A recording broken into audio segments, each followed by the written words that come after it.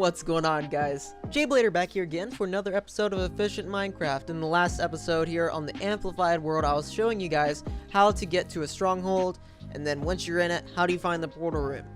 Obviously, it didn't help that much that this stronghold generated completely wonky, and I mentioned that sometimes poking holes and using a spectator can be the easiest or only way to find the stronghold portal room, if there even is one at all.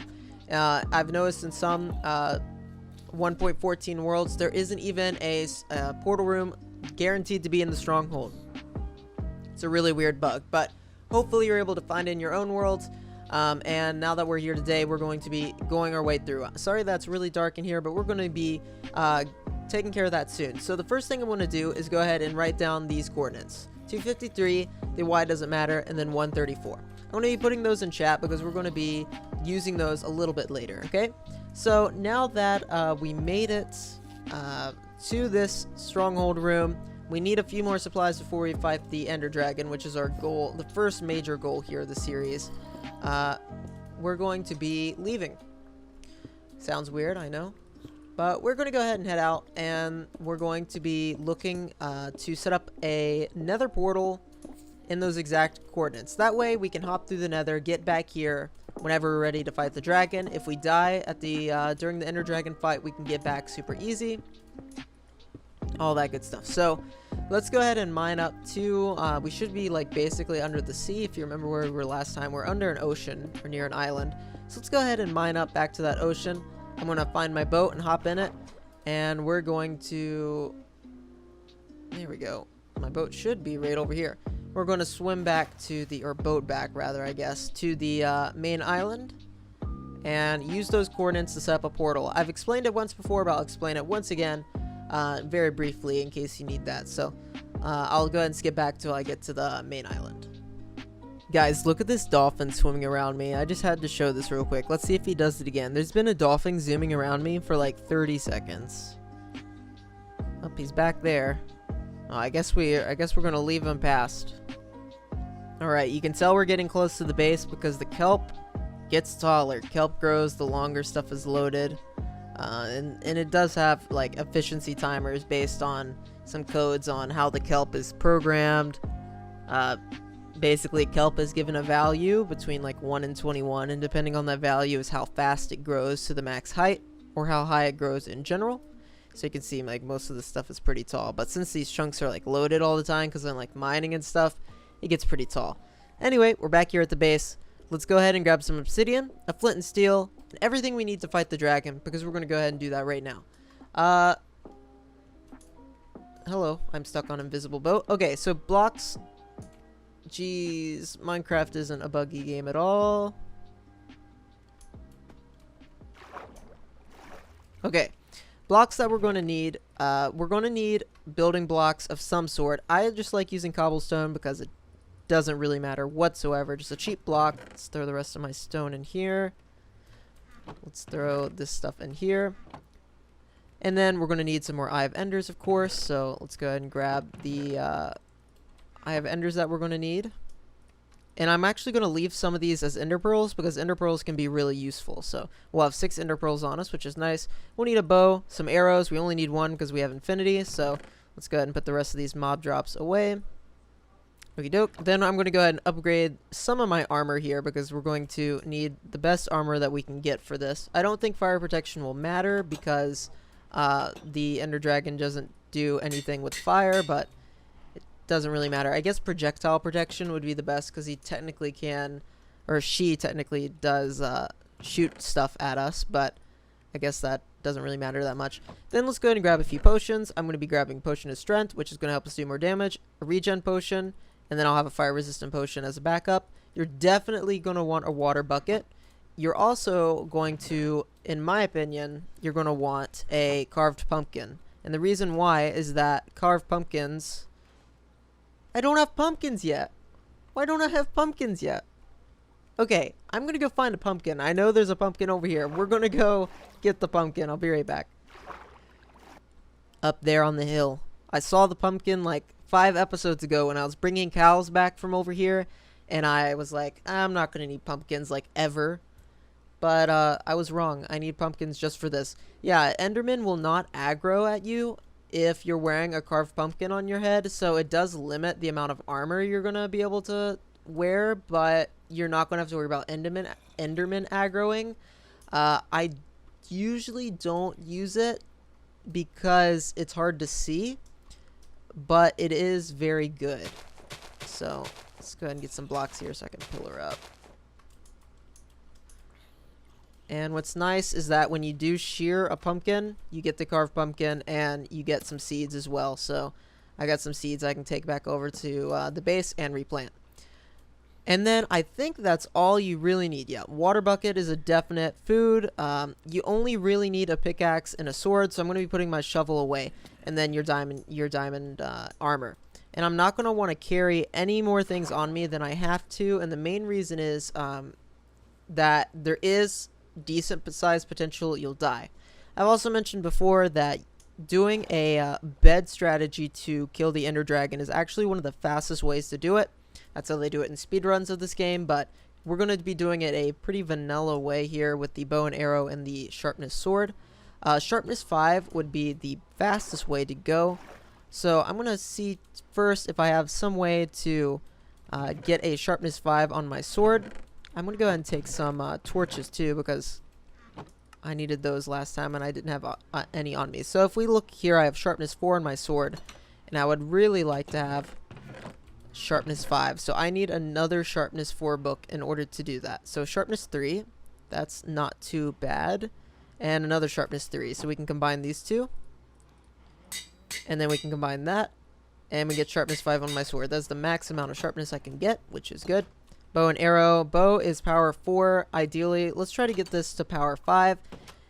It doesn't make that big of a difference, in all honesty. It just gives us a little bit more damage overall. So now we have power 5. So now we are stocked up, ready to go. Got ender pearls. Let's go ahead and put this away. And then we're going to need to make that portal back to the stronghold, and that should be easy enough. Let's grab our flint and steel. Let's grab our shield. And I'm going to set my spawn next to the end portal. So I'm going to grab a bed as well. So that's everything that you really need on you. The sword and the shield is nice to have. Pickaxe, of course. Water bucket. Don't really need the shears on me, but the carved pumpkin to put on your head. Diamond gear. We got potions. We got the portal making material.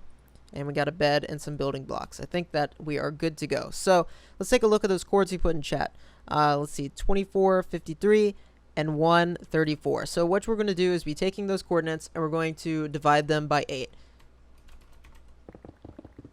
16, 17. Okay, so 17 is right here. And we're going to build the portal on this block that I was standing on right here.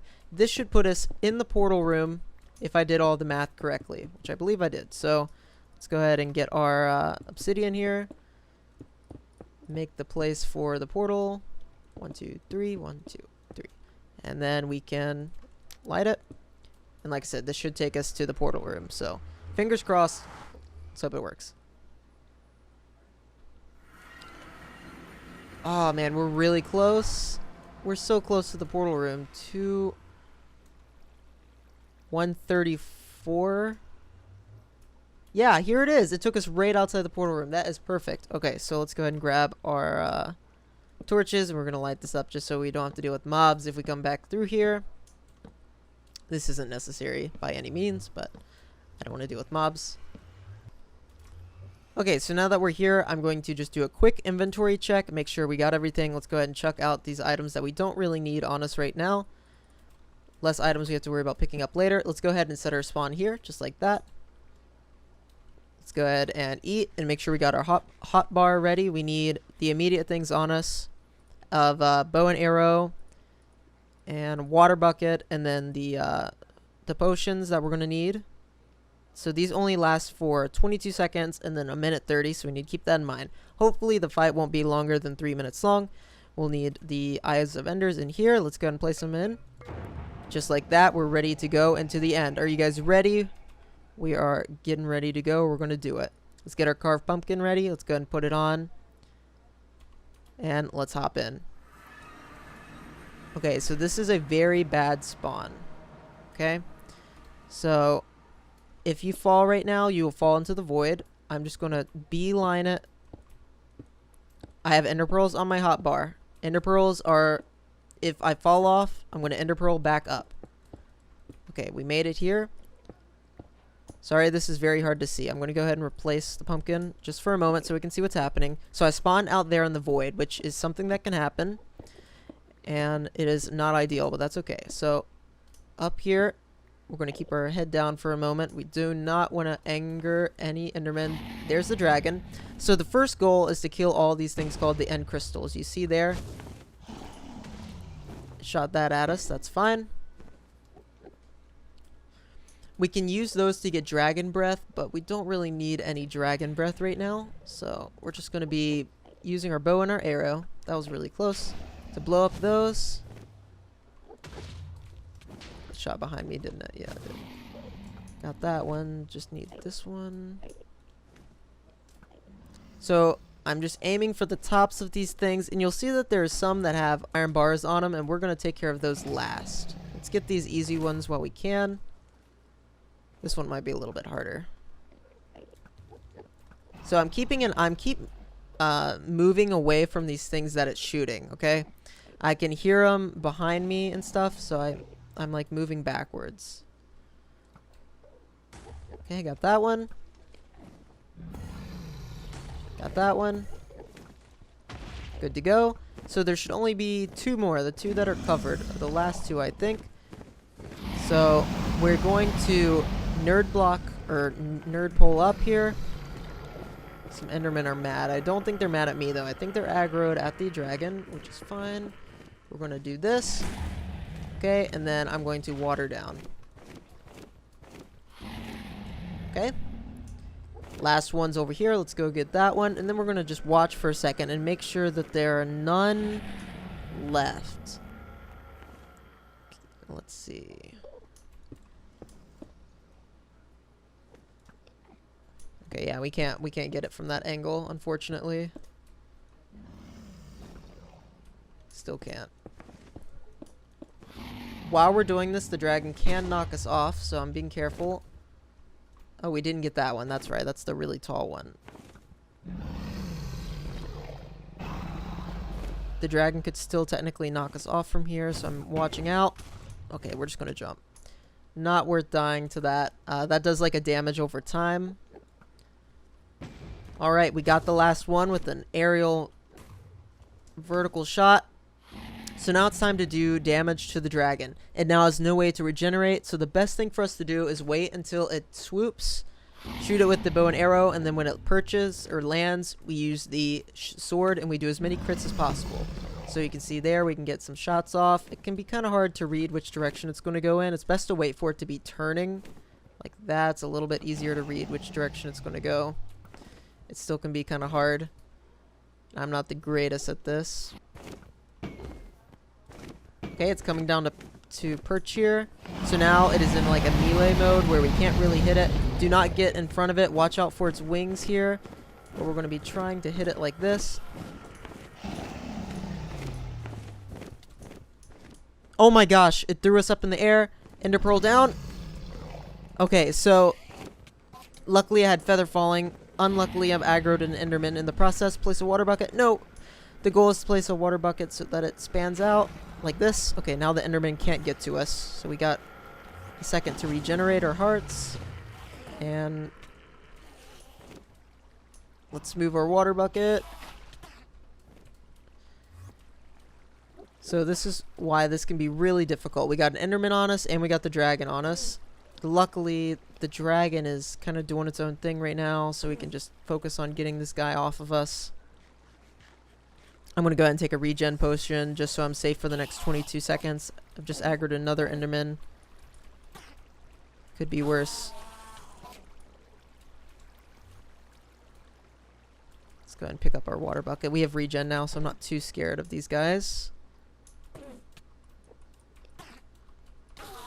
Okay. So now we need to finish off the dragon. We see we got it down 25%. It's coming down to perch again. This is when it's easiest to hit it with a bow, I think. Almost 50%. critting here. You can see the animations of the crit. So that's the biggest thing you got to watch out for, is like when it throws you. That's why it's really good to have ender pearls on your hotbar, just in case. We're going to go and take that strength potion. It's going to allow us to do a little bit more damage. Okay, it seems like he's trying to come back down and perch again. It's doing the spiral action. That's when it's easiest to hit it with a bow and arrow. We get in some good shots here. Okay, now we're going to be able to hit it a little bit like this. And just like that, 4 shots of strength 2 and that sharpness. You guys saw how much that was doing. It was doing like 15-20% with each hit, which is amazing. And look at all this XP raining down, which is awesome.